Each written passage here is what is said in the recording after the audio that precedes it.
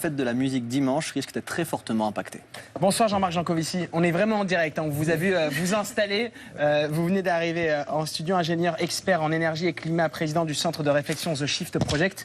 On vient de le voir en images, la France suffoque et ça va durer plusieurs jours, une canicule qui pourrait être d'une durée et d'une sévérité identique à celle de 2003. Alors, et vous n'êtes même pas surpris? Qu'il y ait des canicules, non, on n'est pas surpris. Enfin, si vous êtes surpris, c'est... Alors, je suis pas surpris, il y a quelque chose de pas normal. Du niveau égal de 2003, on avait quand même eu 19 000 morts, ça nous inquiète. Tout se passe comme prévu pour le moment. Je veux dire, depuis 2 siècles, on sait que de mettre du CO2 dans l'atmosphère, ça réchauffe le climat. Depuis 1 siècle, on sait de combien. Depuis 40 ans, il y a des modèles qui donnent des prévisions quantitatives. Et là, il est en train de se passer ce qui doit se passer. Ces vagues de chaleur, elles sont... C'est très désagréable, ouais. Mais c'est comme vieillir. Comme ça, c'est dur. Hein, oui, mais c'est comme vieillir. Vous allez vieillir, c'est désagréable et il se passe ce qui se passe. Enfin, je veux dire, si je vous dis dans 20 ans, vous serez moins enfant. Enfin, non, vous, non, mais vous, dans 30 ans... c'est désagréable. Alors lui, dans 20 ans, ça ira encore. L'âge, effectivement, on ne peut rien y faire. Mais dans 20 ou 30 ans, vous serez moins en forme qu'aujourd'hui. Et je reviens de voir, vous me direz, effectivement, je suis moins en forme. Tout se passe comme prévu. Quoi. Je veux dire, c'est pas agréable, mais tout se passe comme prévu. Oui, mais sur le climat et le réchauffement climatique, a priori, on peut agir. Alors pas à l'échelle de la semaine, pas à l'échelle de l'année, pas à l'échelle de la décennie et même pas à l'échelle de quelques décennies. Ah bon non, enfin on peut agir, mais les résultats ne sont pas massifs sur des échelles de temps courtes. Il y a quelque chose qu'il faut avoir en tête, c'est que le CO2 est un gaz chimiquement stable. Donc une fois qu'il est dans l'air, il ne s'en va pas, donc pas facilement. Donc si on ne veut pas que ça augmente dans l'air, il ne faut pas en mettre. Ce qui veut dire que la température planétaire s'arrêtera d'augmenter le jour où les émissions mondiales de CO2 deviendront nulles. Alors que nous, si, bien sûr que si, on y arrivera. Vous savez, d'ici à 4 milliards d'années, le Soleil deviendra une géante rouge et englobera la Terre. Donc viendra un moment où il n'y aura plus d'émissions de gaz à effet de serre, c'est absolument certain. La seule question, c'est est-ce que vous le verrez, est-ce que vos enfants le verront, etc. Mais il y a un moment où ça va finir par se passer. Et tant que ce truc-là n'est pas arrivé, le climat continue de se dérégler, le climat continue de dériver, il continue de changer. Et s'il change, c'est qu'il ne reste pas comme il était avant. Donc on a des trucs nouveaux qui arrivent.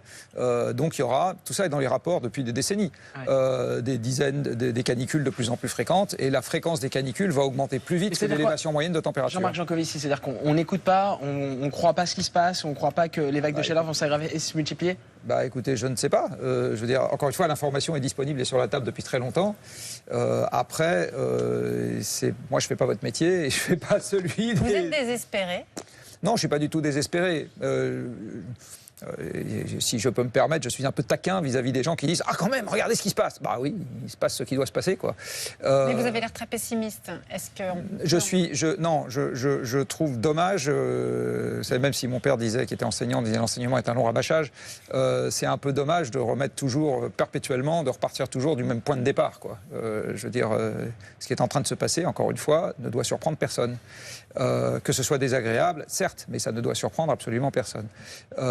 Et par ailleurs, au prochain mois de novembre, est-ce que vous parlerez encore des canicules sur ce plateau? Non.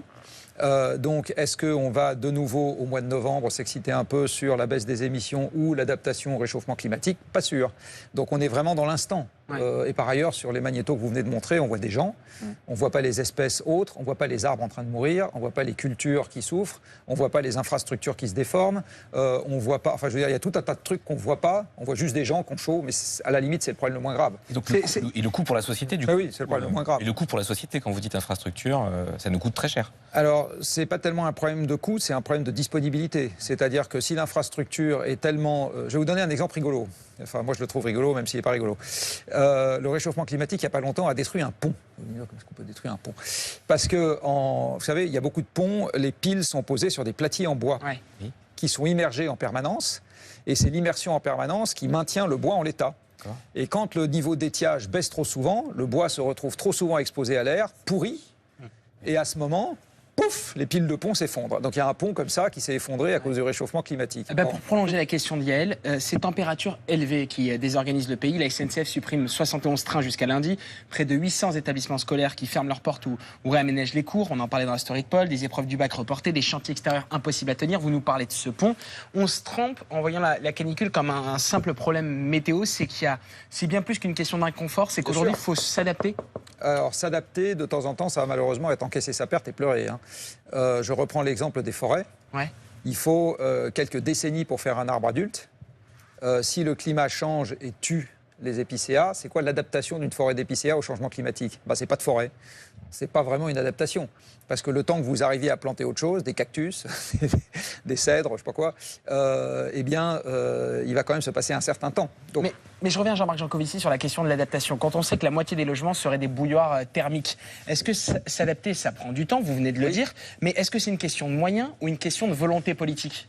Alors, les deux, mon général, puisque les moyens, la volonté politique, c'est l'arbitrage des moyens qui nous restent.